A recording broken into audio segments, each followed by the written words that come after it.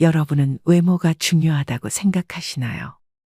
많은 사람들이 외모보단 마음이 중요하다고 말합니다. 하지만 말은 그렇게 하면서도 정작 대부분은 외모를 보는데요. 상대방의 깊이를 알기 전까지는 첫인상이나 외모가 신뢰를 형성하는데 결정적으로 작용하는 것은 부정할 수 없습니다. 외모가 경쟁력이라는 말을 한 번쯤은 들어보셨을 겁니다. 이처럼 세상을 살아가는 데 있어서 외모는 정말 중요한 요소 중 하나입니다. 외모가 주는 이점은 남들보다 앞선 출발선에 설 수 있다는 것입니다. 어떤 연구에 따르면 능력이 같아도 잘생긴 사람은 못생긴 사람보다 임금을 10%더 받는다고 합니다. 똑같은 죄인일지라도 미녀는 무죄를 받을 확률이 더 높다는 미국 자료도 있습니다. 외모 관리는 나이가 들수록 그 중요성이 더욱 커집니다. 외모는 성숙하게 나이 든 내면의 자기 표현이자 자기다움의 외적 상징이기도 하죠. 외모 관리라고 해서 졸부처럼 돈과 상표만 걸치는 부티가 아닌 귀티가 나도록 해야 됩니다. 그것은 전화음성, 운전 습관 그리고 의상 코디에서도 묻어납니다. 물론 내면도 중요합니다. 하지만 외면에도 어느 정도 신경을 써야 그 사람의 내면도 들여다 보고 싶은 마음이 들기 마련이죠. 그렇기 때문에 나는 내면만이 중요하다고 믿기보다 나이 들수록 외면과 내면 두 가지를 모두 잘 관리하는 사람이 되고자 노력하셔야 됩니다. 그래서 오늘은 나이 들수록 외모에 더 신경을 써야 하는 이유 3가지와 시니어들의 외모 관리 방법에 대해 알려드리겠습니다. 외모에 신경 써야 하는 이유 첫 번째는 자신감과 자존감을 높이기 위해서입니다. 잘 차려입고 나간 날에는 자신감이 넘치며 당당해집니다. 하지만 아무거나 대충 걸치고 나간 날에는 아는 사람 만날까 두렵고 스스로 초라해지는데요.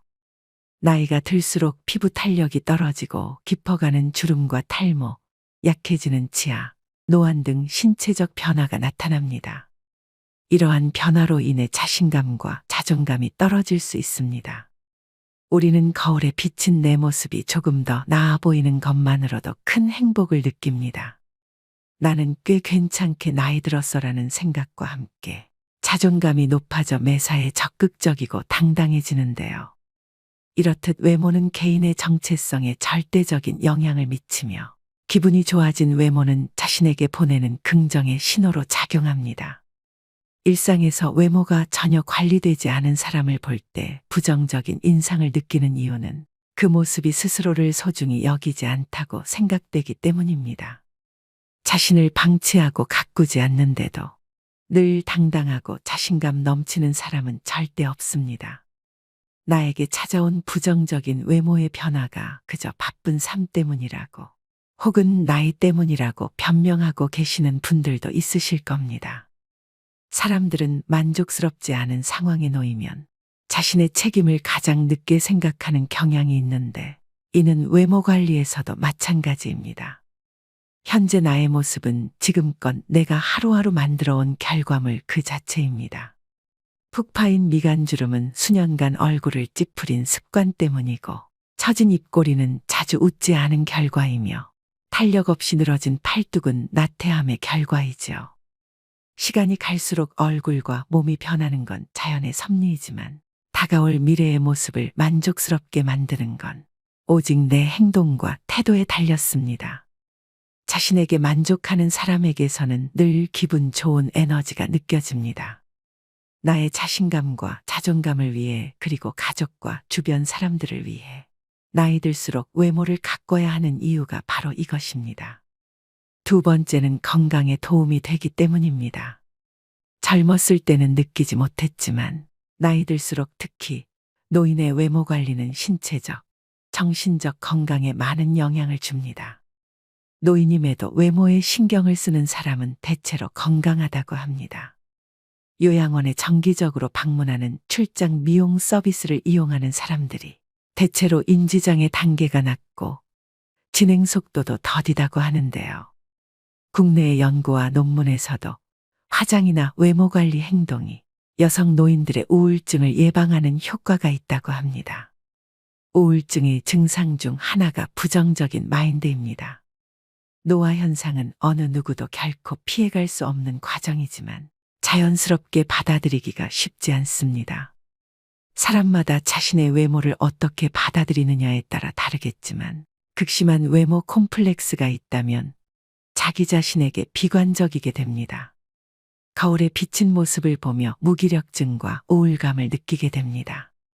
사실 외모 관리는 의지력과 꾸준함을 요구한다는 면에서 운동과 같습니다. 나이 들어서 무슨 외모까지 신경 쓰냐라고 하시는 분들이 있지만 부지런해야 외모 관리도 할 수 있는 것입니다. 이 부지런함은 곧 규칙적인 운동과 건강한 식습관으로 피부 건강과 전반적인 건강을 유지하는 데 도움이 됩니다. 또한 스트레스를 해소하고 심신을 안정시키는 데 도움이 됩니다. 이로써 삶의 질도 향상되는 결과를 기대해 볼 수 있습니다. 그래서 단순히 외모 관리는 외모를 가꾸는 것 이상의 의미를 가지고 있습니다. 최근 최강동 안으로 단연 손꼽히는 가천대학교 이기려 총장님은 1932년생으로 90세가 넘으셨는데도 50에서 60대처럼 보입니다. 정말 감탄한 것은 그분의 자기관리 능력입니다. 부지런하지 않으면 안 되고 절제할 것도 많은데 그것을 꾸준히 지켰다는 것은 대단한 의지력입니다. 여기서 외모 관리의 또 다른 힘을 발견할 수 있습니다. 바로 나태해지는 자신을 돌려 세우고 정신을 가다듬게 도와준다는 것입니다. 마음이 귀찮아지면 몸도 따라 귀찮아집니다. 마음이 늙으면 몸도 따라 늙습니다. 하루 종일 집에서 뒹굴거리다가도 깨끗하게 샤워를 하고 나오면 기분이 상쾌해지는 것을 느낄 수 있습니다. 마음이 행동을 지배하는데 행동이 또 마음을 지배하기도 합니다. 행복해서 웃는 것이 아니고 웃으면 행복해진다는 말도 있죠. 이처럼 외모에 신경 쓰면 감정까지 조절할 수 있습니다. 어떤 분들은 살아가는데 외모가 중요하지 않다고 말합니다. 외모보다 성격이고 나이 들면 외모는 다 거기서 거기라고 말합니다. 그러나 제가 말씀드리는 외모 관리는 더 넓은 범위입니다. 이러한 외형의 관리가 정신적, 육체적 건강에도 상당히 도움이 된다는 점을 말씀드리는 것입니다. 세 번째는 후광 효과로 인한 신뢰감을 줄 수 있기 때문입니다. 어떤 사람이 서울대학교를 나왔다고 하면 우리는 그 사람이 성격도 좋고 인성도 좋고 성실하며 여러 가지 긍정적인 성격을 가졌을 것이라고 판단을 내리게 됩니다. 이렇게 서로 관련 없는 특성들을 관련 있다고 잘못 판단 내리는 것을 후광 효과라고 하는데요. 이런 후광 효과가 가장 잘 나타나는 곳이 바로 외모입니다. 외적 매력이 사회생활에 유리하다는 점은 부정할 수 없는 사실입니다. 사람들은 아름다운 것을 동경합니다. 연예인으로부터 신비함을 느끼는 이유도 수려한 외모 때문이죠. 심리학 연구에 따르면 사람들은 깔끔한 외모를 가진 사람을 보면 자동으로 능력 있고 친절하고 지적인 사람일 거라고 생각하는 경향이 있다고 합니다. 이처럼 사람의 역량을 평가할 때 외모는 능력과 무관하지만 영향력이 큰 평가 요소임을 우리는 이미 본능적으로 알고 있습니다. 그래서 사회생활을 하고 나이가 들수록 외모를 잘 가꾸어야 합니다. 외모는 협상의 도구이자 관계 형성의 중요한 요소입니다.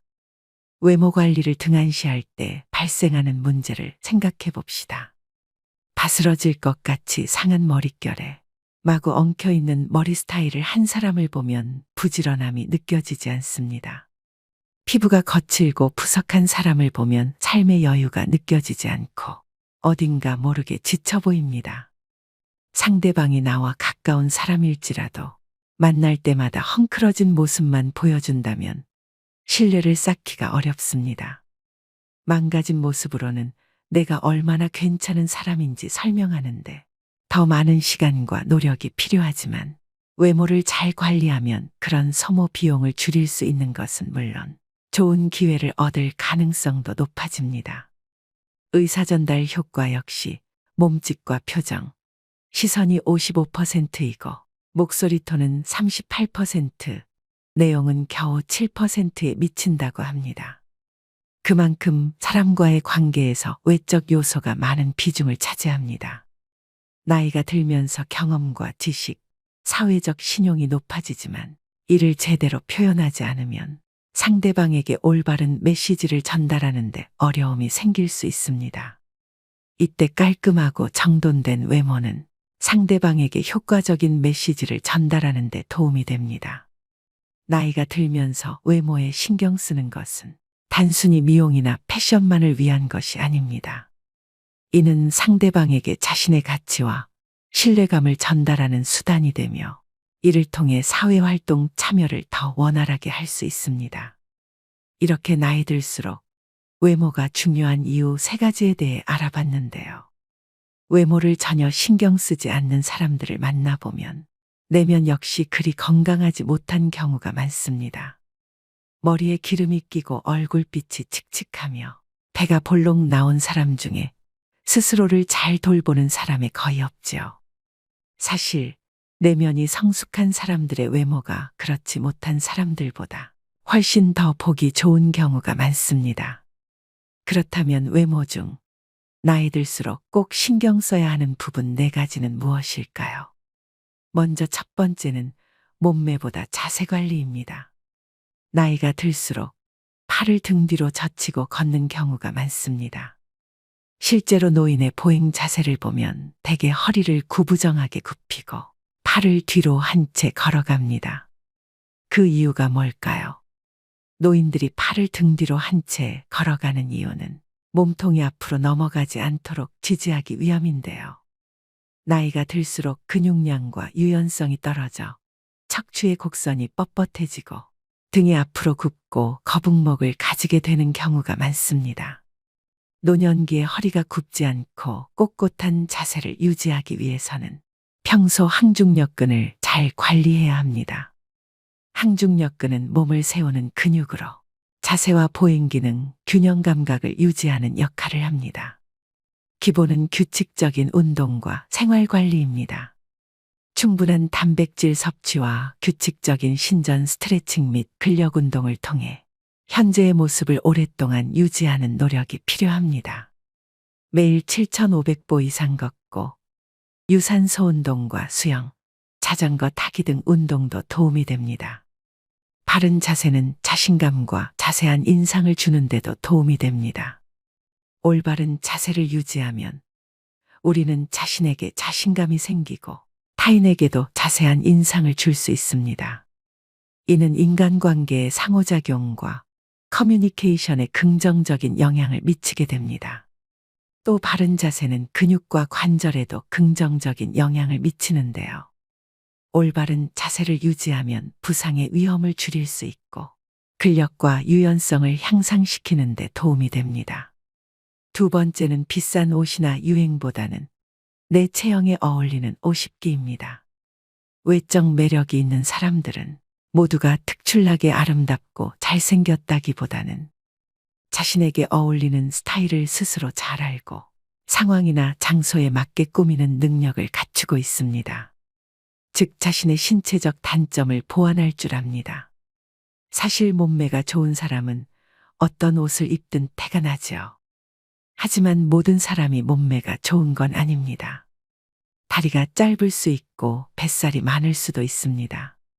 이런 모습들이 단점이라고 생각되면 옷을 통해 시선을 분산시키면 됩니다. 다리가 짧다면 티를 바지에 넣어 입으면 되고 뱃살이 많다면 밝은 색의 티보다는 검은색 티셔츠가 도움이 됩니다. 세 번째는 모발 관리입니다. 나이가 들면서 심각한 고민거리 중 하나입니다. 하지만 머리숱은 유전이라고 생각하고 관리를 전혀 안 하시는 분들이 있습니다.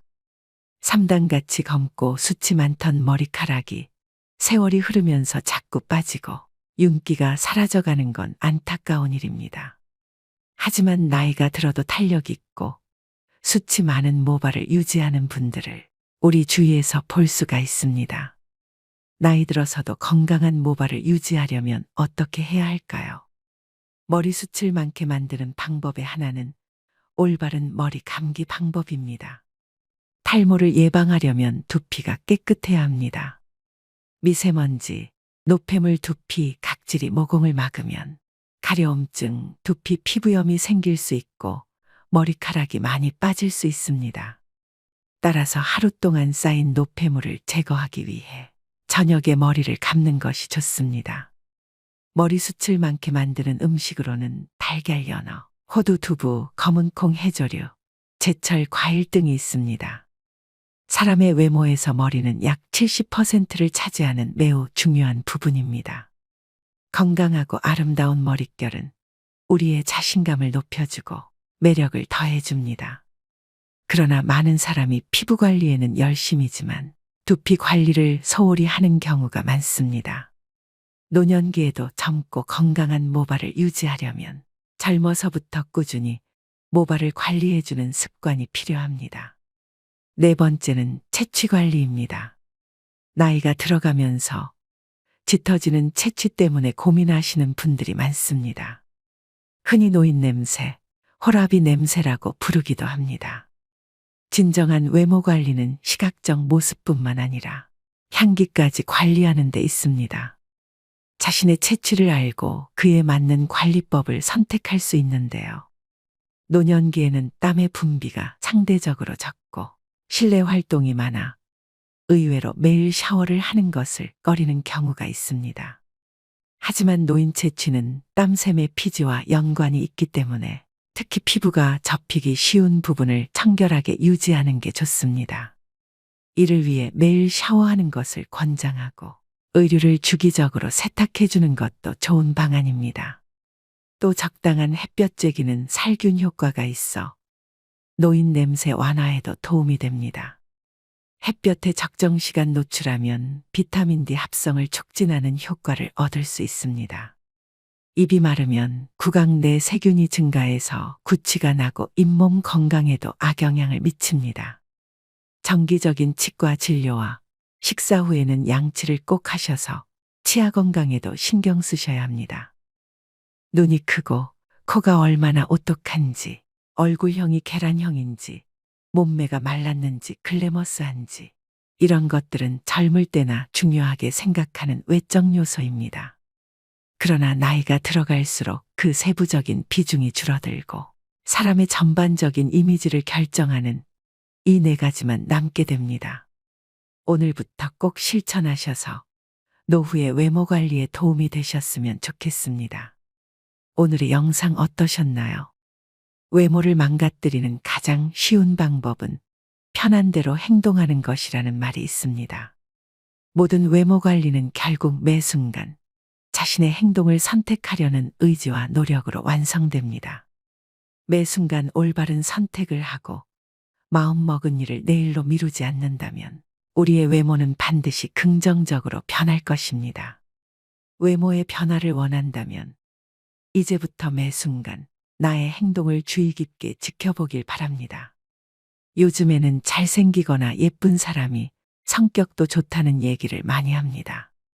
그만큼 성숙하고 훌륭한 내면을 가진 사람들은 외형에도 꾸준히 신경을 씁니다. 그들 모두가 특출나게 아름답고 잘생겼다기보다는 자신에게 어울리는 스타일을 스스로 잘 알고 상황이나 장소에 맞게 꾸미는 능력을 갖추고 있습니다. 나이 들수록 외모 관리는 선택이 아닌 필수입니다. 외모에 신경 쓰는 것은 자신감을 높이고 건강을 유지하며 사회적 관계를 형성하고 유지하는 데 도움이 됩니다. 한창 돈을 모아야 하는 젊은 시절에는 외모 관리가 중요한 요소가 아닐 수도 있습니다. 젊음의 가난은 고난이지만 노년의 가난은 재난이라고 합니다. 한 푼이라도 돈이 나를 위해 일하는 시스템을 만들기 위해 젊을 때는 타인의 눈치를 보지 않고 옷 한 벌 사지 않으면서 꼬지람을 감내할 수도 있습니다. 그러나 중장년에 접어들면서 앞으로 인생의 여정이 길어질수록 외모의 평가로부터 자유로울 수 없지요. 물론 이것들은 하루아침에 달성할 수 있는 것들이 아닙니다. 시간과 노력이 필요하며 이것들이 쌓여 나의 외모 경쟁력을 높여주는 것이겠죠. 외모만으로만 편한 삶을 살 수는 없지만 내 삶의 질을 높여주는 건 확실합니다. 인생은 결과가 아닙니다. 나의 하루가 쌓여 한 달이 되고 1년이 되듯 하루하루 살아가는 과정 자체가 삶인 것입니다. 여러분의 삶은 어떠신가요? 현재의 모습에 대한 자각과 아름다워지겠다는 결심, 그리고 순간순간 작은 행동의 변화만으로 분명 잃어버린 매력을 되찾을 수 있습니다. 삶이 주는 오늘 하루를 낭비하시지 말길 바라면서 오늘의 영상 마무리하겠습니다. 오늘도 노후의 지혜와 함께 해주셔서 감사드립니다. 황금빛으로 무르익어가는 여러분의 지혜로운 인생을 언제나 응원합니다. 나이가 들어가면서 예전 같지 않게 머리가 잘 안 돌아가고 몸이 부어있고 늘 몸이 좋지 않다고 느낄 때가 많습니다. 이러면 우리는 바로 나이가 들었다는 신호라고 생각하는데요. 하지만 이런 증상들은 나이 들면 당연히 찾아오는 것이 결코 아닙니다. 다만 늦기 전에 조치를 취하고 생활 방식을 바꾸라는 신호입니다. 오늘 소개해드릴 50 이후 건강을 지키는 7가지 습관에서는 중년을 맞은 사람들에게 이 모든 것들을 엄격하게 지키라고 하기보다는 자신의 습관을 총체적으로 분석해 볼 것을 권합니다. 또 중년 이후의 건강 수칙은 복잡하지 않다고 말합니다. 적게 먹고 더 많이 잘 자고 간헐적으로 단식, 그리고 하루에 20분씩 명상 또는 이완 호흡을 하고 자연에 가까운 음식을 먹고 함께할 사람을 찾는 것입니다. 그리고 되도록 많이 맨발로 걸으라고 합니다. 건강과 면역력을 저절로 키워주는 마법의 알약은 없습니다. 하지만 면역 체계와 신체의 모든 시스템을 튼튼하게 만들어주는 생활 방식은 분명히 있습니다. 길어진 인생 후반전을 어떻게 나이 들어가느냐는 자신에게 달려 있습니다. 이제 나를 위해 바꾸셔야 됩니다. 50 이후 건강을 지키는 7가지 습관, 바로 시작하겠습니다. 소식은 기본 중의 기본이다. 건강하게 나이 들기 위한 가장 중요한 원칙은 무조건 적게 먹는 것이다. 45세 정도가 되면 우리 몸은 예전만큼 많은 칼로리를 필요로 하지 않는다. 우리 몸은 이제 새로운 것을 만들어내지 않고 지금 가지고 있는 것을 보호하고 보존할 뿐이어서 연료가 적게 필요하다. 최근에는 칼로리 섭취량을 30% 줄인 사람들이 더 오래 살고 노년기에 질병에 걸리지 않았다는 연구 결과가 나왔다. 이 연구에서는 실험 참가자들이 어떤 음식을 먹는지를 전혀 고려하지 않고 오직 먹는 양만 계산했다. 단 하나의 변화만으로 그러니까 소식을 하고 5년 단위로 식사량을 조금씩 줄이기만 해도 확실한 결과를 얻을 수 있다는 것이다. 음식을 적게 소비하면 몸 안의 기관들의 부담이 덜 간다. 소식을 하면 몸이 처리할 일이 줄어들고 버려야 할 폐기물도 적어진다. 몸의 일거리가 줄어들면 남은 에너지를 신체 전반의 기능을 수행하는 데 사용할 수 있다. 소식하라는 것은 어려운 요구라는 생각도 든다. 인생에서 가장 행복한 순간들에는 늘 음식이 중심에 놓인다. 가족, 친구들과 식탁에 둘러앉은 시간은 정말 소중하다. 그리고 공동체, 사랑, 공유, 연결과 같은 것들은 건강하게 나이 드는데도 꼭 필요하다. 다만 그 식탁 위에 무엇을 올릴지를 현명하게 결정하고 당신이 바꿔야 하는 습관들에 신경을 써라. 혹시 특정한 친구들을 만날 때마다 과식을 하는가? 아니면 직계 가족과 함께 할 때라든가 술을 마실 때는 어떤가? 당신이 누군가에게 음식을 먹일 때는 어떻게 하고 있는가? 자녀 양육에서 음식은 중요한 자리를 차지하지만 아이들이 자랄수록 하루 3끼의 식사 외에도 중요한 일이 많아진다. 어쩌면 당신은 일정한 시각에 무조건 식사를 하지 않아도 되고 자신의 필요에 맞춰 그리고 나이에 맞춰 생활할 여건을 갖춘 사람인지도 모른다. 당연한 말이지만 칼로리를 줄이는 효과적인 방법 중 하나는 탄수화물과 정제탄수화물을 줄이는 것이다.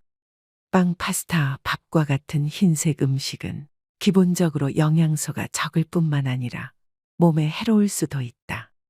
컬리플라워는 여기에 포함되지 않는다. 대부분의 사람은 나이가 들면 탄수화물을 잘 소화하지 못한다. 그래서 고령층의 당뇨 발병률이 높은 것이다. 탄수화물은 몸 안에 들어오면 당으로 바뀐다. 심각한 문제가 아닐 수 없다. 당뇨 위험을 낮추려면 영양가 없는 탄수화물 음식을 줄이고 영양이 풍부한 음식을 먹어야 한다. 물론 음식은 복잡하기도 하다. 사실 배가 고프다는 느낌은 다른 어떤 것이 필요하다는 신호일 수도 있다. 재미있는 일, 애정 온도, 신선한 공기, 잠, 아니면 그냥 물이 필요한 것인지도 모른다. 소식이란 당신의 몸에 민감하게 주의를 기울이는 습관적인 행동이다. 집에 들어가자마자 정말 배가 고픈 것인지 생각해 보지도 않고 부엌으로 달려간다를 경계하는 것이다. 먼저 배가 80% 정도 찰 때까지만 먹는다는 단순한 규칙을 지켜보라. 공복을 채우는 것과 바지 단추를 풀어야겠다고 느낄 만큼 배부르게 먹는 것은 다르다. 이것 하나만 지켜도 삶이 달라진다. 더 많이 더 잘 자기. 이 책의 목표 중 하나는 통증이 찾아오고 여기저기 아픈 곳이 생기기 전에 당신의 삶을 변화시키는 것이다. 나이가 들면 그날의 피로를 회복하는 양질의 수면이 퍼즐의 중요한 조각이 된다. 잠을 중요하게 지급하라. 그러면 금세 건강해지는 것을 느낀다. 우리가 나이듦의 징후로 생각하는 증상의 대부분은 우리의 몸이 규칙적이고 더 많은 그리고 더 좋은 휴식을 필요로 한다는 신호에 지나지 않는다. 밤에 잠을 못 이루거나 중간에 자꾸 깨더라도 포기하지 마라. 문제를 살피면서 의식적으로 밤잠을 잘 자기 위한 대책을 세워라.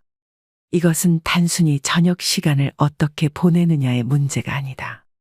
밤 시간의 습관과도 관련되는 문제다. 아침에 일어나자마자 밖으로 나가서 햇빛을 쬐라. 그러면 당신의 생체 리듬이 자연의 주기에 맞춰진다. 낮에는 활기 있고 해가 지면 활력이 떨어지다가 밤에는 잠이 온다. 아침 시간에는 명상을 하라. 아침 명상은 밤잠에 긍정적으로 작용한다. 운동도 마찬가지다. 낮 시간에 유산소 운동을 하면 밤에 더 쉽게 잠이 든다. 꿈을 꾸는 시간인 렘 수면 시간과 깊은 잠을 자는 시간이 모두 충분해야 한다. 비렘 수면이라고 불리는 깊은 잠을 잘 때는 두뇌 활동이 거의 일어나지 않는다. 바로 이때 몸 안에서 회복이 진행되고 뇌의 노폐물 시스템이 작동해 단백질과 기타 독성 물질을 제거한다. 잠을 푹 자지 못해 비렘 수면이 부족하면 글림프 시스템이 제 기능을 수행하지 못하고 그 결과 노폐물이 뇌 안에 쌓여 흐릿하고 몽롱한 기분으로 생활하게 된다. 대다수 사람들은 7시간에서 9시간 수면을 취할 때 몸 상태가 최적이 된다. TV와 소셜미디어, 끝없는 업무 이메일에 수면 시간을 빼앗기고 있다면 당장 그 습관부터 바꿔라. 잠을 자다가 자꾸 깨는 것은 나이 들면 당연히 생기는 증상이 아니다. 물론 호르몬 부작용 때문에 쉽게 잠들지 못하거나 푹 자지 못할 수는 있다. 그리고 나이가 들면 밤에 소변을 보기 위해 더 자주 일어나게 된다. 하지만 조금만 노력하면 잠깐 깼다가도 쉽게 다시 잠들 수 있다. 설탕은 정말로 줄여야 한다. 나이가 든 사람에게 설탕은 아주 해롭다. 설탕은 면역 체계를 약화시킨다. 그리고 모두가 두려워하는 당뇨병, 심장질환, 암, 알츠하이머병 같은 병을 키운다. 설탕이 특정한 단백질과 결합하면 노폐물을 만들어내고 그 노폐물은 혈관 내에 쌓인다. 이 노폐물은 여기저기 머물러 있다가 당신의 신체 기관에 마치 녹이 끼듯 내려앉는다. 가장 넓게 분포하는 기관인 피부에 이 노폐물이 자리 잡으면 주름살로 나타난다. 이 노폐물은 세포막을 손상시키고 혈관벽에 미세한 구멍을 뚫기도 한다. 만약 당신이 생활 습관을 딱 하나만 바꾼다면 그것은 정제당 섭취를 줄이는 것이어야 한다. 그리고 꿀과 아가베 시럽도 줄여라. 꿀과 아가베 시럽도 당신의 몸에 설탕과 똑같이 작용한다. 설탕은 다양한 가공식품 안에 숨어 있지만 우선 명백한 음식들부터 줄이자. 시리얼, 쿠키 사탕, 탄산음료, 과일 주스. 참, 과일 주스는 탄산음료와 똑같이 몸에 나쁘다. 정말로 달콤한 음식이 당길 때는 베리류나 초록 사과를 먹어라. 초록 사과는 붉은 사과보다 당이 적다. 과일에 함유된 섬유질은 장의 흡수 속도를 약간 늦춰주기 때문에 과일을 먹으면 설탕이 많이 들어가 다른 음식을 먹을 때처럼 당이 곧바로 몸에 흡수되어 혈당이 급상승하지는 않는다. 당신이 커피에 설탕을 조금씩만 넣어 마신다고 해도 오랫동안 누적되면 양이 많아진다. 그냥 설탕을 끊어라. 그렇다고 화학물질 범벅인 인공감미료를 넣지는 말자. 정말로 커피나 차를 달게 해서 마시고 싶다면 나안과를 대신 넣어보라. 나안과는 각설탕처럼 생겼고 사탕 형태로도 판매된다. 아니면 천연감미료인 스테비아를 사용하라. 일부 스테비아 제품에는 다른 감미료가 첨가되어 있으므로 100% 스테비아를 구입해야 한다. 솔직히 말하면 나안과도 스테비아도 진짜 설탕 맛은 아니지만 달콤하긴 하다. 나안과나 스테비아는 단 것을 찾는 입을 달래기 위한 도구로 활용하라. 최종 목표는 당신의 미각이 설탕을 갈망하지 않게 만드는 것이다. 현대사회는 설탕을 기분 좋은 간식이라는 틀로 바라본다. 디저트는 쾌락이며 때로는 보상으로 제공된다. 그러나 사실 설탕은 몸에 상이 아닌 벌을 준다. 그리고 설탕을 끊기가 그토록 어려운 이유는 그것이 약물이기 때문이다. 설탕은 코카인이나 헤로인과 똑같이 뇌의 특정 영역을 자극하는 중독성 물질이다. 그러니 설탕을 무서워해야 마땅하다. 장과 면역력은 하나다. 면역체계의 70%는 뱃속에 있다. 나이가 들수록 장내 마이크로바이옴은 몸을 건강하게 유지하는 것이 중요해진다. 좋은 박테리아의 종류가 많아야 하고 나쁜 박테리아의 수는 적어야 한다. 우리 몸 안의 작은 미생물 생태계가 망가지면 우리의 섬세한 장벽이 약해져 몸 전반에 심각한 문제를 일으킬 가능성이 있다. 장벽은 몸과 외부 세계, 음식, 벌레, 독성 물질이 위험이 있는 것 사이의 1차 방어벽이다. 장벽은 무엇이 우리의 시스템 안으로 들어와도 되고 무엇이 들어오면 안 되는지를 결정한다. 따라서 장벽을 잘 보호하는 것이 건강을 지키는 열쇠다. 마이크로바이옴이 건강하지 못하고 균형이 깨져 있으면 연약한 구조로 이루어진 장벽이 느슨해져서 미세한 틈이 생긴다. 그러면 박테리아 독성 물질 그리고 완전히 소화되지 못한 음식물이 이 틈을 통해 혈관으로 새어나갈 수 있다. 이것은 장누수라 불리는 현상으로 무시무시한 이름만큼이나 실제로 더 해롭다. 혈관으로 새어 들어온 입자들은 몸속에 어디에서 염증을 일으킬지 모른다. 이것은 모두 몸속에서 일어나는 일이지만 그 결과는 심각하다. 장누수가 발생하면 관절 통증, 피부 발진, 심한 기분 변화, 불안, 우울감, 눈으림, 브레인포크, 머리에 안개가 낀 것처럼 멍하면서 인지 기능과 집중력, 주의력 등이 저하되는 상태, 호르몬 문제로 이어질 수 있다. 장누수는 면역력을 떨어뜨리고 자가 면역 문제를 악화시킨다.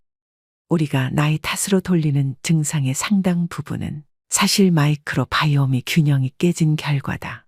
그리고 이것은 개선할 여지가 있는 문제들이다. 시작은 식단 조절이다. 가공 처리되지 않은 신선한 유기농 식품을 먹어라. 항생제와 호르몬을 주입한 동물성 식품을 멀리하라. 글리포세이트와 같은 독성 제초제가 뿌려진 농산물도 멀리하라. 당신의 몸에 프리바이오틱스, 마늘, 양파, 아스파라거스 등 발효식품을 날마다 공급하라. 잠을 잘 자고 수분을 충분히 섭취하고 명상을 하고 항생제는 꼭 필요할 때만 사용하고 식도염 증상을 완화하는 처방약 같은 위장약을 장기간 복용하지 마라. 다시 말해 일반적으로 웰리스의 좋은 생활 습관들은 중년 이후 장 건강과 면역력을 유지하는 데 더 큰 도움이 된다. 날마다 많이 움직여라. 중년 이후의 운동은 정형화된 운동만을 의미하지 않는다. 중년 이후 운동은 날마다 일상생활을 하면서 아침부터 저녁까지 최대한 많이 움직이는 것이다. 신체 활동을 즐기는 사람이 되자. 온종일 활동적으로 생활하는 것이 헬스클럽에서 1시간을 보내는 것보다 이롭다. 특히 헬스클럽에서 1시간을 보내지만 낮에는 책상에 앉아 있고 밤에는 소파에 앉아 있는 경우라면 물론 헬스클럽에서 하는 운동도 좋다. 하지만 건강하게 나이 들기의 진정한 비결은 기회가 있을 때마다 몸을 움직이는 것이다. 신체 활동은 활력과 민첩함을 유지하는 것 외에도 스트레스와 우울감을 덜어주고 순환을 촉진해 수면의 질을 높여주며 면역 회복력을 키워 만성질환 발병 확률을 낮춰준다. 중년 이후에는 운동에 각별히 신경을 써야 하는데 강도 높은 운동을 하기보다는 운동의 빈도를 높이려고 노력해야 한다. 유감이지만 당신의 몸은 이미 쇠약해지고 있다. 우리 모두가 그렇다. 40세쯤 되면 근육이 성장태세에서 보전태세로 전환한다. 그러면 이때는 무엇에 집중해야 할까? 근육을 최대한 유지하는 것이 중요하다. 무엇보다 부상을 예방해야 한다. 우리의 핵심 모터는 몸에 해를 입히지 말자가 되어야 한다. 나이가 들수록 치유하는 능력이 떨어지기 때문이다. 당신의 몸은 늘 바쁘다. 몸은 건강을 유지하기 위해 항상 수리하고 일상적으로 닳거나 찢겨지는 부분을 수리한다. 바깥 세상과 우리가 먹는 음식에 들어있는 세균과 독성 물질을 처리하고 기능을 원활히 수행하기 위해 열심히 움직인다. 예를 들어 당신이 발목을 삐었다면 일상적으로 신체를 유지하는 데 사용되는 에너지의 일부가 발목으로 가야 한다. 당신의 몸은 그 발목을 고치기 위해 요소와 소염작용을 하는 영양소들을 생산해야 하고 그러는 동안 몸의 다른 필수적인 회복 능력은 그만큼 줄어들게 마련이다. 나이가 들면 자원도 감소하기 때문에 몸을 보호하는 것이 현명한 일이다. 다치지 않도록 조심하는 것은 몸 전반의 건강을 유지하기 위해 꼭 필요한 긍정적이고 적극적인 활동이다. 중년 이후 신체 활동의 관건은 몸의 변화에 맞추어 운동 계획을 짜는 것이다. 덜 격렬한 운동을 선택하고 몸의 어떤 부위가 아프면 그 운동을 멈춰라. 생각보다 많은 사람이 통증을 무시하고 운동을 계속한다. 이런 태도는 건강하게 나이 드는데 도움이 안 된다. 나이에 적응하고 기꺼이 후퇴하고 변화를 시도하는 편이 훨씬 낫다. 달리기를 할 때마다 통증을 느낀다면 자전거 타기로 바꿔보라. 자전거를 못 타게 되면 수영을 하라. 고난이도 요가 동작을 했더니 몸이 아프면 그런 동작은 하지 마라. 물론 어려운 일일 수도 있다. 사람들은 자신의 운동 능력에 애착을 가지고 있으며 그 운동 능력을 자신의 정체성의 일부로 간주하기 때문이다. 하지만 운동 능력은 밀어붙이는 것보다 보존하는 것이 중요하다. 당신이 30대 때 철인처럼 튼튼했더라도 50대에는 철인이 아닐 수 있다는 사실을 받아들여야 한다. 그리고 근육과 관절은 평생 써야 하므로 근육과 관절이 다 닳기 전에 신중하게 생각하라. 90세에 얼마나 잘 걸을 수 있느냐는 지금 몸을 어떻게 보살피느냐에 달려 있다. 몸을 움직이기를 좋아하고 육체적 한계를 뛰어넘기를 즐기는 사람들에게 가장 중요한 일은 몸이 하는 말을 잘 듣고 그 말에 따르는 것이다. 몸을 많이 움직이지 않는 사람들의 경우 지금 당장 운동을 시작해야 한다. 아직 늦지 않았다. 하루에 10분 동안 경사가 완만한 언덕을 오르는 것으로 시작하라. 그리고 일주일에 5분씩 시간을 늘려서 바로 30분으로 만들어 보라. 이완 휴식 요가를 시작하거나 관절에 부담이 적은 수영 강좌를 신청하는 것도 아주 좋다. 편안하게 시작하고 끈질기게 노력하라. 당신을 활동적인 사람으로 변화시키는 일은 그리 오래 걸리지 않으며 힘이 많이 들지도 않는다. 그리고 중년 이후의 삶을 사는 우리 모두에게 하루 내내 움직일 기회를 찾아보고 기쁜 마음으로 움직이자. 조금 일찍 지하철을 타고 일찍 내려 사무실까지 걸어가거나 버스에서 한두 정류장 앞에 내려 집까지 걸어보라. 건물의 위층으로 올라갈 때는 엘리베이터를 타지 말고 계단을 이용하라. 내려갈 때는 하지 마라. 계단을 내려가거나 언덕을 내려가는 운동은 무릎에 부담을 진다. 점심시간을 신체활동 시간으로 바꿔보라. 가능하다면 야외에서 신선한 공기를 들이마시며 쉬어라.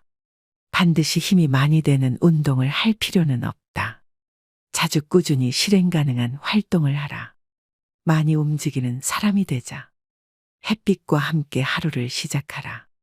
생체 리듬은 우리의 몸의 하루 24시간의 변화를 자연과 연동시키는 장치라 할 수 있다. 생체 리듬은 건강 관리에 도움이 된다. 그리고 우리는 독한 화학물질이 들어있을 수 있는 선크림으로 햇빛을 차단해야 한다고 알고 있지만 사실 햇빛은 건강에 유익하다. 항상 뭔가를 발라서 햇빛을 막을 필요는 없다.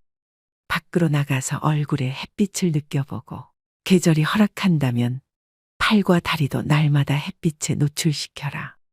밤에 잠이 잘 오도록 하는 비결 중 하나는 자연광과 함께 하루를 시작하는 것이다. 아침 햇빛은 당신의 몸에 잠을 깨라는 신호를 전달하고 수면 호르몬인 멜라토닌 분비를 중단하고 당신의 생체 시계를 조정해서 낮 시간에는 활기를 얻고 밤에는 차분해지도록 해준다. 식사 시간도 생체 시계에 지대한 영향을 미친다.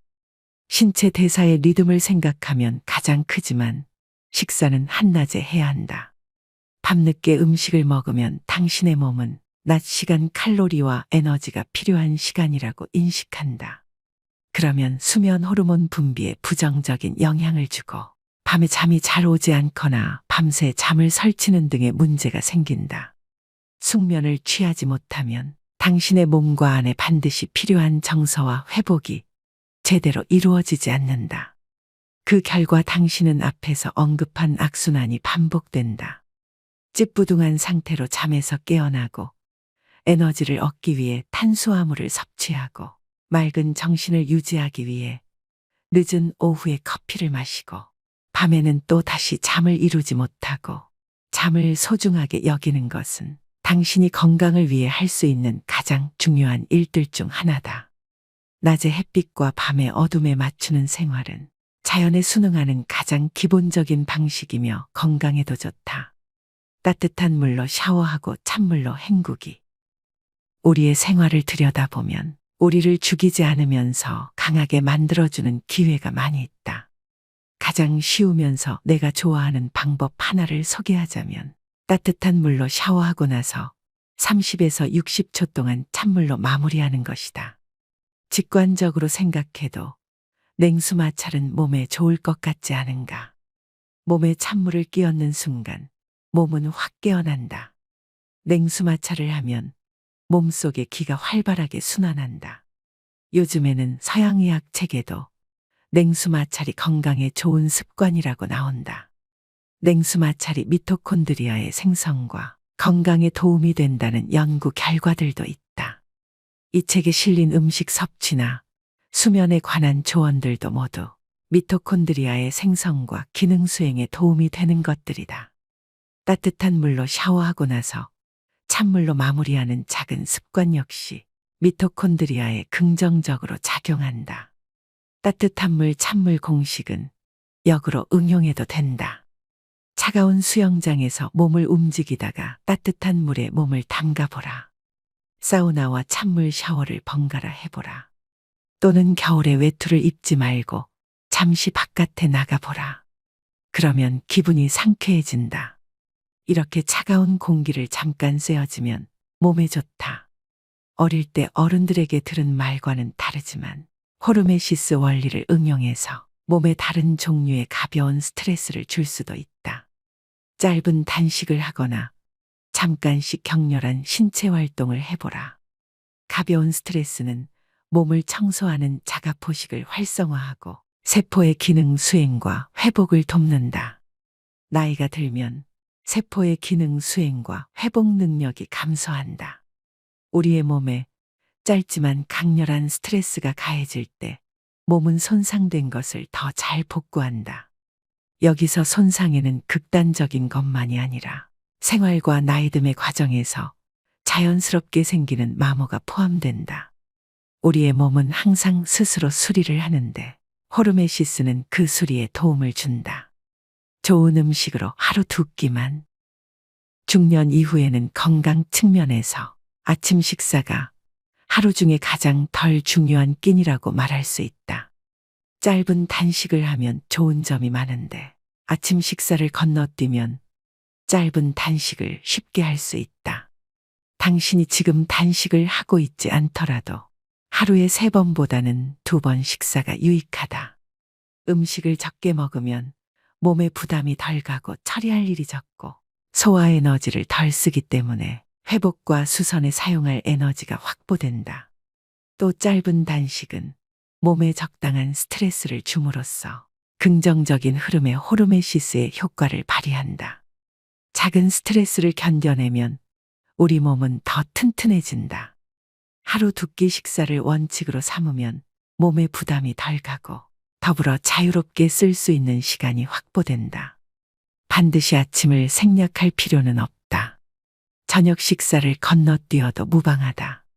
중요한 것은 이른 아침 또는 늦은 밤이 아니라 열량의 상당 부분을 소모하는 일과 시간에 음식을 섭취하는 것이다. 되도록 잠자리에 들기 3시간 전에 식사를 끝내라. 나이가 들면 생활 패턴이 바뀌기 때문에 하루 2끼 식사라는 원칙을 지키기가 쉬워진다. 당신이 부모라면 자녀가 성인이거나 10대일 경우 각자의 계획표대로 생활할 테니 하루 3번 꼬박꼬박 식사를 챙기지 않아도 된다. 그러면 당신 자신에게 필요한 생활 방식을 채택하기가 조금 더 쉽다. 하루 2끼 식사는 아주 엄격하게 지켜야 하는 원칙은 아니다. 식사는 가족의 생활이나 사교 활동의 중심으로서 매우 중요하다. 앞서 말한 대로 사랑하는 사람들과 함께하는 식사는 영혼의 영양분을 공급하며 건강하게 나이 드는데 필요한 일이다. 따라서 하루 2끼가 고정불변의 법칙은 아니지만 하루 2끼를 기본 원칙으로 설정하는 것이 바람직하다. 또 하나의 중요한 원칙은 식사량이다. 배가 꽉 찰 때까지 먹지 말고 배고픔이 달래질 때까지만 먹어라. 그리고 한 그릇 더 먹기 전에 잠시 쉬어라. 외식할 때도 소식과 영양에 신경 써야 한다.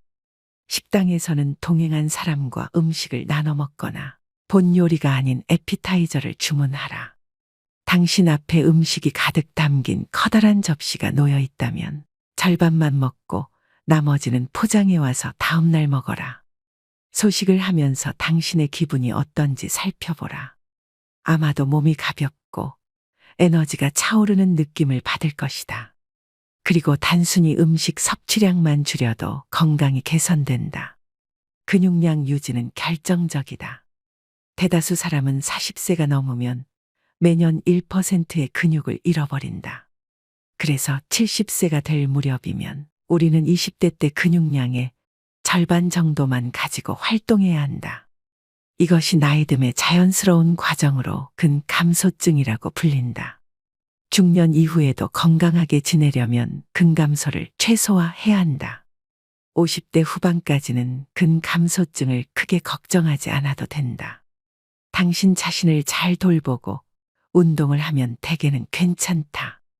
60에서 65세 정도 후부터는 단백질 섭취량을 25% 정도 늘려야 한다.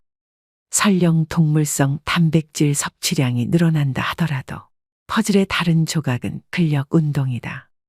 일상생활에서 끌기와 물건 들어올리기 같은 저항성 운동을 하면 근육량을 유지하는 데 도움이 된다. 근력 운동이란 단순히 뭔가를 들어올리는 운동이 아니다. 근력 운동은 저항성이 있는 모든 활동을 가리킨다. 저항성은 운동용 밴드, 공아령 그리고 자신의 체중, 요가에서 몸을 평평하게 유지하는 플랭크 자세 또는 푸시업의 하강 동작을 생각해보라. 나이가 들면 가벼운 물체를 가지고 연습하는 것이 좋다. 근육이 일을 하지만 관절의 통증이 느껴지지는 않는 안전한 운동을 하라. 다음날 약간 욱신거릴 정도. 물론 관절이 아니라 근육이 욱신거린다면 충분히 열심히 운동한 것이다. 적어도 일주일에 2번은 어떤 방식으로든 근력 운동을 하라. 근력 운동을 강화하라는 것은 유산소 운동을 하지 말라는 뜻이 아니다. 유산소 운동은 근육량을 늘려주지는 않지만 혈액순환을 촉진하고 세포의 미토콘드리아를 배가시키고 근육에 산소를 공급하고 지구력을 키우고 장수 유전자를 활성화한다. 근력 운동과 유산소 운동을 병행하되 최대한 여러 가지 운동을 배합하라.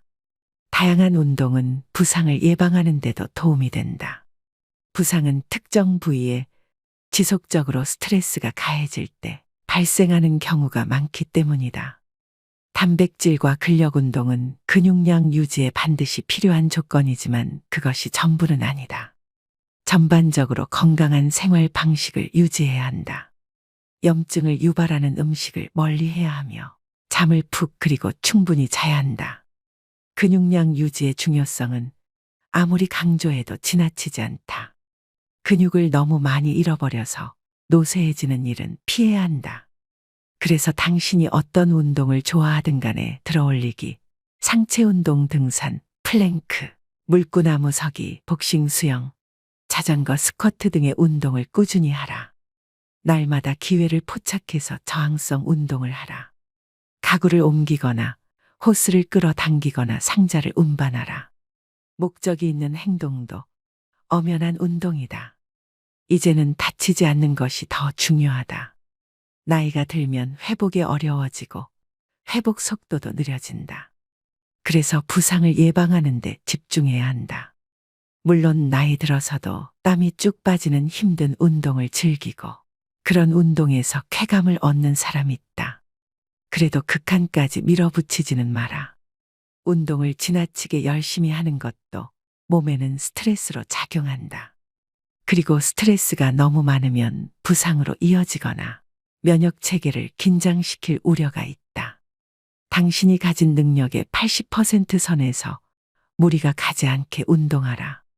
그리고 당신의 일상생활 중 어떤 행동이 몸을 상하게 만드는 것 같으면 그 행위를 중단하라. 우리는 스트레칭을 충분히 하고 있지 않다.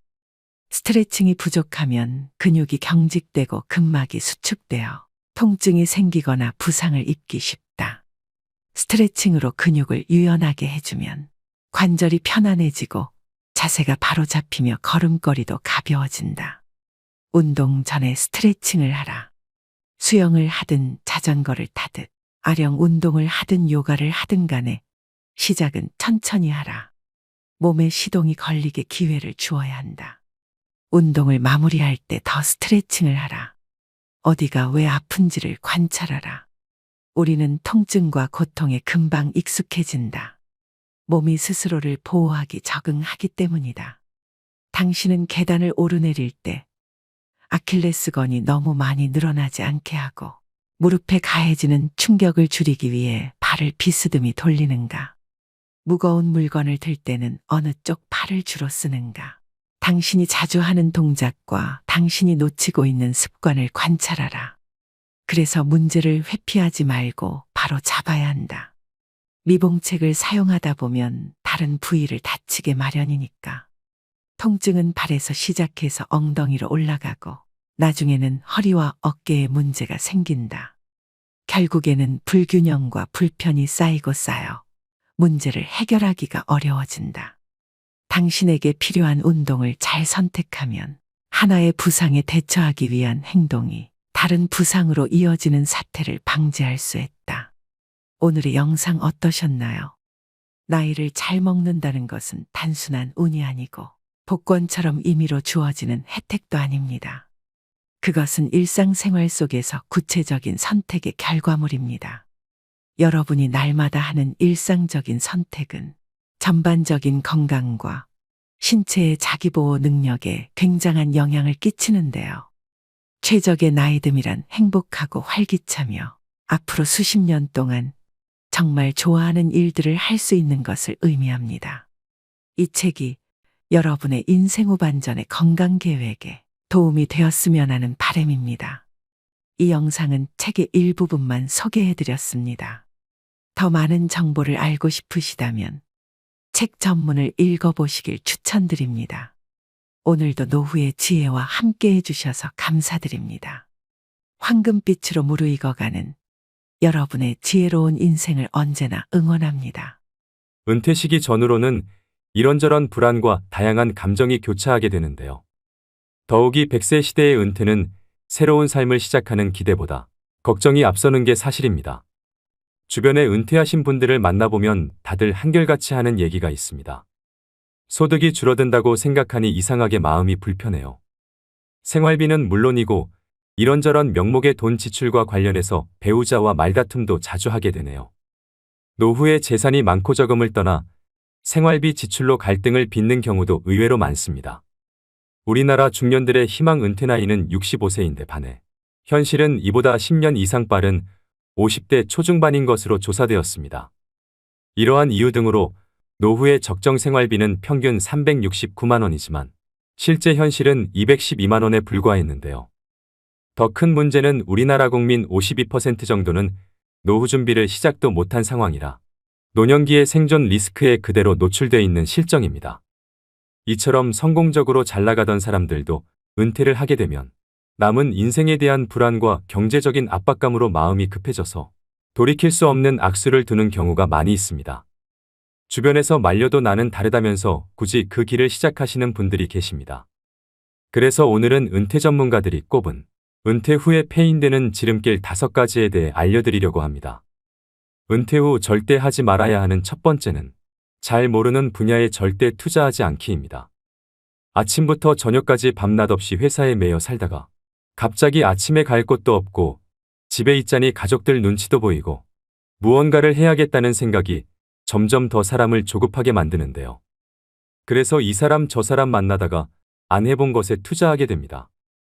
은퇴 이후 절대 하지 말아야 할 것 중 첫 번째가 살면서 한 번도 해보지 않은 것에 돈을 투자하는 것입니다.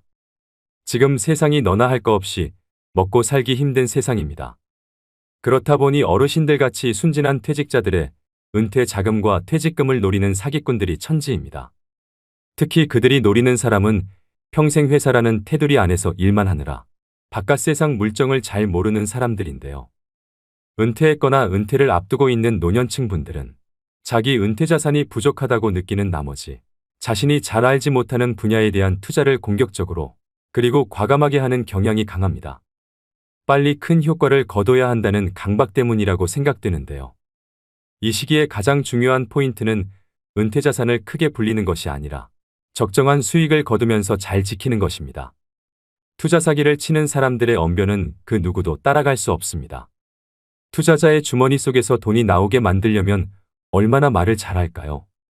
모르는 사람이든 지인이든 상관없이 누군가로부터 귀가 솔깃한 투자 권유를 받는다면 먼저 그 사업이 성공 가능한 것인지 충분히 생각하고 알아보셔야 합니다. 다시 한번 강조드립니다. 은퇴 자금을 지키는 제1원칙은 바로 모르는 분야에 투자하지 마라, 아는 것에 투자하라입니다. 반대로 생각해보면 나 스스로 아는 것이 많다면 남들보다 투자를 할 수 있는 분야가 다양해지고 보다 안정적인 자금 운용이 가능해질 수도 있다는 의미겠지요. 평생 모아둔 노후 자금과 퇴직금을 날린다면 노후의 삶이 무너지는 일입니다. 젊어서야 그 돈 날려도 다시 일어설 시간이 있지만 우린 맨 땅에서 다시 시작하기엔 남은 시간이 너무 빠듯합니다. 그래서 은퇴를 목전에 두고 있거나 하신 경우라도 경제 공부가 반드시 필요한 이유입니다. 은퇴 후 절대 하지 말아야 하는 두 번째는 준비 안 된 창업하지 않기입니다. 은퇴 후 재취업의 대안으로 창업을 고려하는 경우가 많습니다. 은퇴 후 마냥 놀 수는 없으니 뭐라도 빨리 하고 싶은 마음은 10분 이해하지만 그렇다고 무작정 사업을 시작하시면 안 됩니다. 창업은 취업보다 훨씬 더 많은 준비가 필요하고 시간도 그만큼 오래 걸리는데요. 은퇴 후 재취업이 어려운 상황에서 평생 모아두었던 노후 자금을 창업 비용으로 투자하게 됩니다. 그렇지만 대부분의 사람들은 창업 아이템이 독창적이지 못하고 벼락치기로 준비하다 보니 쉽게 의지하는 것이 바로 프랜차이즈입니다. 한 집 건너 한 집이 치킨집 커피숍이 된 이유이지요. 더 큰 문제는 이처럼 창업률이 높은 업종이 폐업률도 높다는 점입니다. 은퇴 후 창업은 자아 실현이나 꿈을 이루기 위한 경우도 있겠지만 대부분은 생계가 목적입니다. 창업할 수밖에 없는 상황이라면 잘 될 거라는 안일한 생각은 접고 안정적인 수익 창출을 위해 많은 노력을 기울이셔야 합니다. 그렇다면 창업에 실패하지 않으려면 어떻게 해야 할까요? 간단하게 3가지로 말씀드리겠습니다. 먼저 첫 번째는 충분히 창업 준비가 되었는지 검토하셔야 됩니다. 준비되지 않은 창업은 시행착오를 가져오고 경제적으로 큰 손실을 가져옵니다. 이 단계에서는 창업 목적과 재무 상태, 창업 집중 여부, 그리고 노후 준비 등 다양한 조건을 고려하셔야 됩니다. 두 번째는 소자본으로 시작하셔야 됩니다.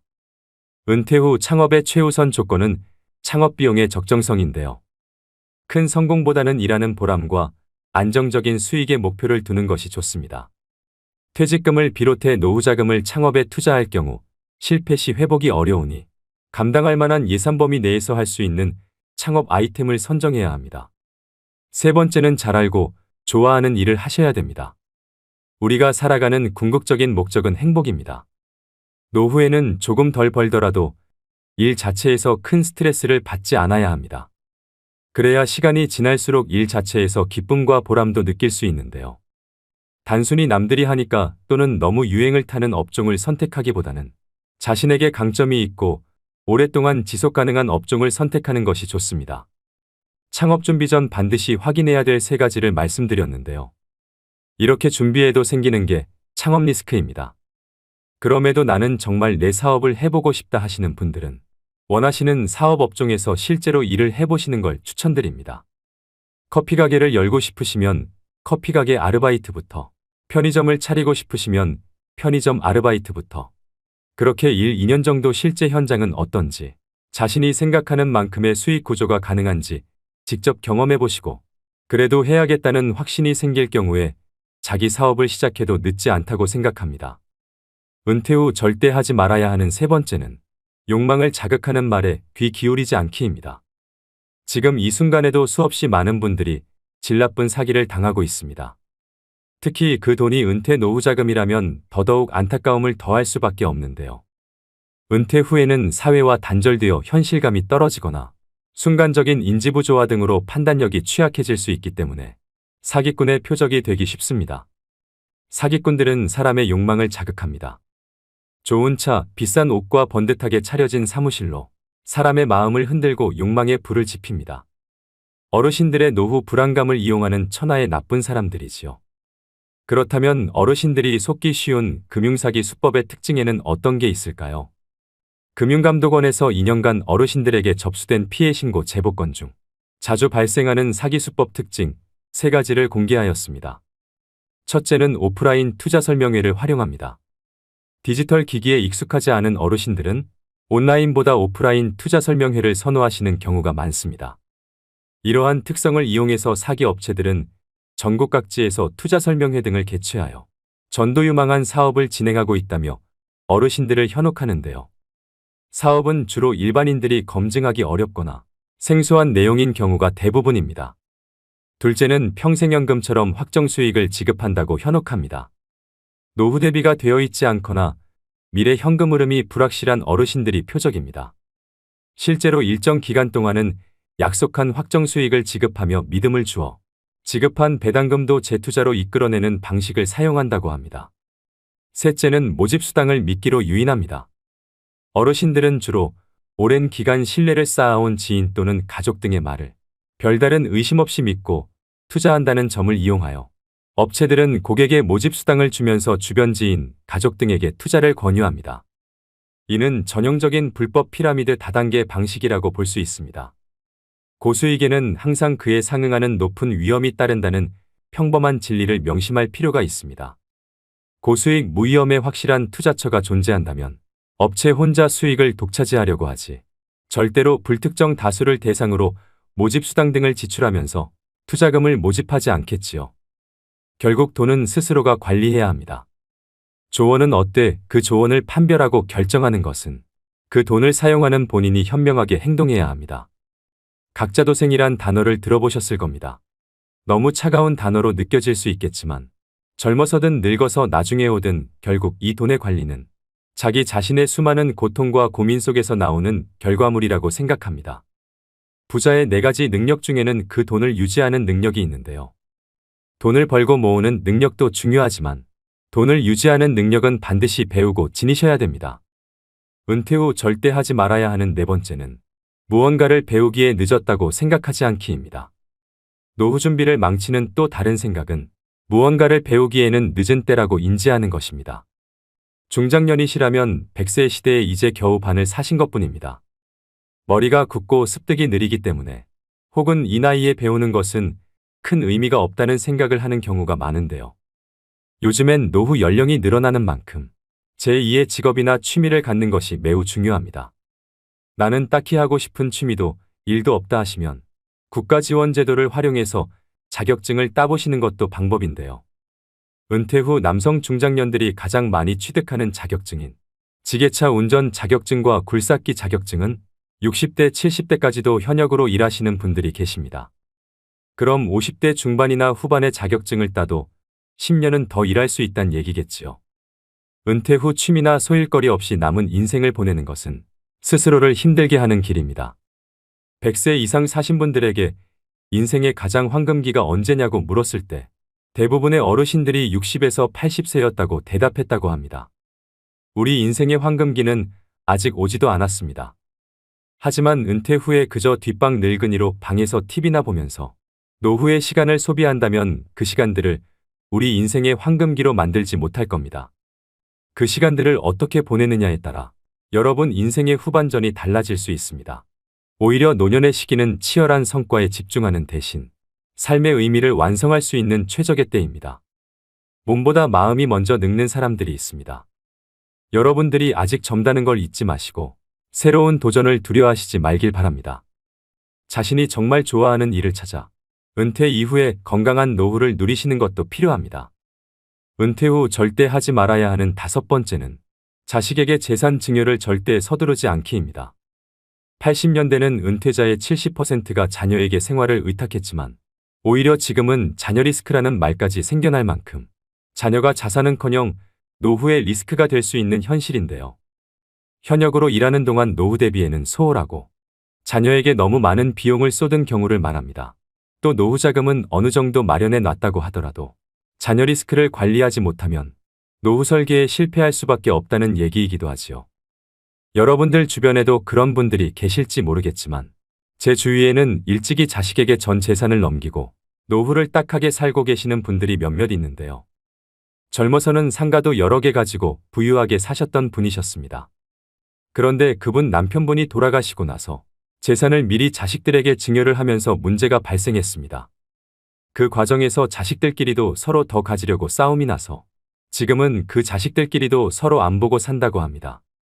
자기 살던 집까지 큰아들 명의로 넘겨줬는데 재산 넘겨받고 나서 부모를 안면몰수 해버리더랍니다. 할머니가 집에서 구박을 받다 봤다. 나중에 아들 딸집 전전하다가 이제는 그마저도 여의치 않아서 혼자 방 하나 얻어서 청소일 하시면서 사신다고 합니다. 재산 증여뿐만 아니라 자식 사업자금이니 결혼자금이니 하면서 과도하게 자녀를 지원하는 분들이 계십니다. 자식이 사업하는데 돈이 급하다고 자신이 살고 있는 집을 담보로 대출을 받아준다든가 자식 번듯하게 결혼시키려고 노후자금으로 모아둔 돈 탈탈 털어 자식에게 주시면 안 됩니다. 자식은 나이가 60, 70을 먹어도 자식이라고 남들보다 더 챙겨서 시집 장가 보내고 싶은 마음도 알겠고 사업자금 쪼들여서 고생하는 거 보면 어떻게든 도와주고 싶은 마음도 알겠지만 자신이 가진 재산을 올인하시는 건 절대 안 됩니다. 물론 자녀를 리스크라고 부르는 주장에 동의하시지 않는 분들도 계시겠지만 한 번쯤은 생각해 보셔야 되는 현실적인 문제입니다. 자식 사랑에도 절제가 필요합니다. 자녀 리스크를 줄일 수 있는 가장 기본적인 방법으로 모든 것을 책임져 주려고 하기보다는 자녀 스스로가 한 사람으로 성장하도록 지켜보면서 도와주는 역할 정도를 감당하고 부모도 정서적 경제적으로 계속 노후를 준비하셔야 됩니다. 오히려 빨리 선을 그어주어야 그 안에서 자기의 길을 준비할 수 있게 됩니다. 그리고 그 이상 해주지 못하는 것에 대해서 부모가 미안해할 필요도 없습니다. 부모와 자식 서로가 독립된 존재로 온전히 서 있는 사람이 되면 됩니다. 늙어서는 돈을 꼭 움켜쥐고 계셔야 합니다. 명심하셔야 합니다. 증여는 죽기 직전에 해도 늦지 않습니다. 은퇴 후에 하면 폐인되기 딱 좋은 5가지에 대해서 말씀드렸습니다.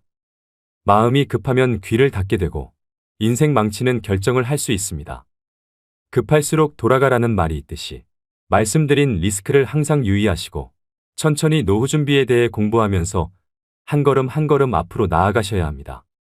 그렇다면 은퇴 후 30년 이상의 노후 준비에 꼭 필요한 항목들은 무엇일까요? 은퇴연구소에서는 노후 준비에 OF가 필요하다고 하는데요. F로 시작하는 5가지가 행복한 노후를 만들어준다고 합니다. 먼저 첫 번째는 돈 파이낸스입니다. 노후에는 국민연금과 퇴직연금 그리고 개인연금의 3층 연금으로 노후의 월급인 연금 준비가 필요합니다. 또 노후 준비는 빠르면 빠를수록 좋고 현역으로 오래 일해서 전략적으로 노후 준비를 하셔야 됩니다. 여기서 반드시 확인해야 하는 부분이 퇴직연금과 개인연금은 수령받는 금액과 수령할 수 있는 기간이 있다는 점입니다.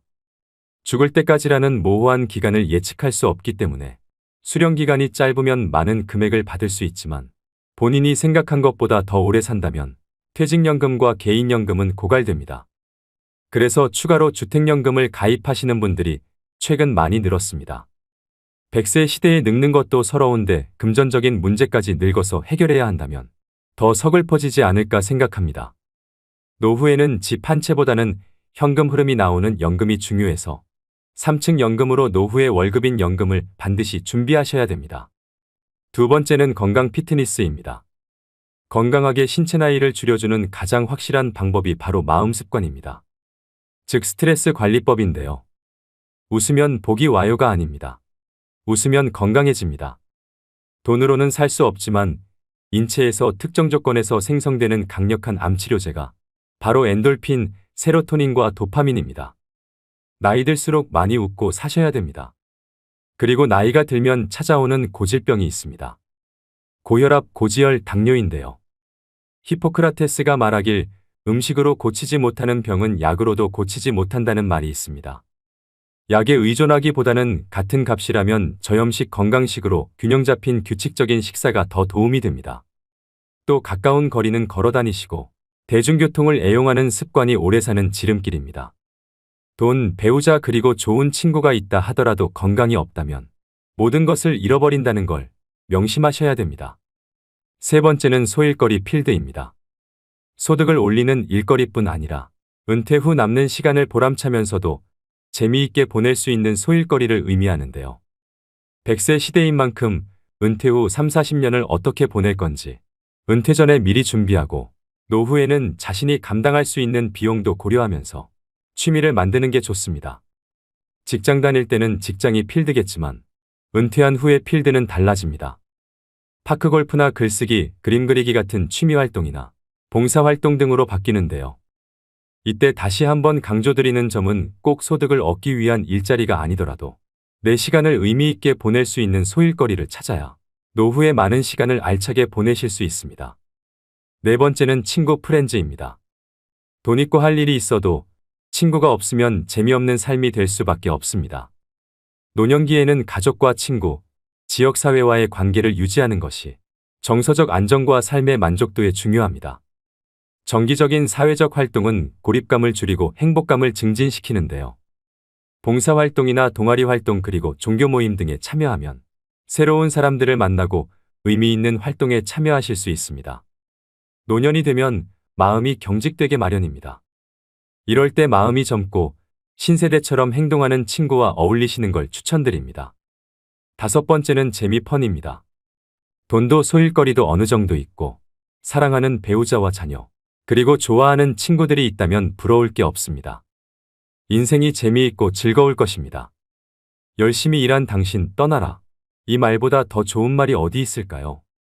어떻게 하면 노후에 재밌는 시간을 보낼 것인지를 연구하고 실행하셔야 됩니다. 아는 것은 좋아하는 것만 못하고 좋아하는 것은 즐기는 것만 못하다는 말이 있습니다. 무엇이 그리 바쁘답시고 재미있는 영화 한 편 못 보는 인생을 과연 재미있는 인생이라고 할 수 있을까요? 재미없는 인생은 재미없는 영화 이상으로 지루하기만 할 것입니다. 90세, 100세까지 살아야 하는 인생을 재미있는 인생으로 만드는 것은 바로 나 자신입니다. 오래 살아도 말씀드린 OF가 갖춰져 있지 않다면 그 사람의 노후는 정말 강산일 수밖에 없습니다. 은퇴는 누구나 꺼립니다. 그렇지만 피할 수 없는 것이 은퇴이기도 하지요. 피할 수 없다면 즐기셔야 합니다. 기왕이면 은퇴 후 30년, 40년을 잘 보낼 수 있도록 노후의 오박자, 즉 OF를 잘 준비하시길 바랍니다. 오늘의 영상 어떠셨나요? 돌다리도 두들겨보고 건너라는 말이 있습니다. 100세 시대는 긴 여정인 만큼 무조건 돈만 보고 무리한 재취업이나 공격적인 투자를 하기보다는 건강을 해치지 않고 할 수 있는 일인지 또 좋아하는 일인지를 꼼꼼히 따져보고 노후 준비를 시작하셨으면 좋겠습니다. 지금 은퇴하는 세대는 평균적으로 자유롭게 쓸 수 있는 30년 이상의 시간을 갖습니다. 그렇기 때문에 안도감과 행복감을 갖고 시작하는 사람이나 걱정과 불안감을 갖고 시작하는 사람이나 모두 미래는 불확실성 속에 있는 것은 마찬가지인데요. 그러니 다가오는 노후를 너무 불안해하지 마시고 지난 30년을 불확실성 속에서 개척해왔듯이 앞으로 남은 노후 30년도 개척하시면서 살아야 합니다. 누구나 다 늙습니다. 자연의 섭리이고 공평한 시간 법칙입니다. 누구나 윤택한 노후를 보내고 싶어하는 마음을 가지고 있습니다. 시작하지 않으면 아무것도 되지 않는다를 명심하시고 안정적인 노후를 위해 또 준비하셔야 됩니다. 노후 준비는 그게 무엇이 됐든 생각이 아니라 하는 것부터 시작입니다. 오늘도 노후의 지혜와 함께 해주셔서 감사드립니다. 황금빛으로 무르익어가는 여러분의 지혜로운 인생을 언제나 응원합니다.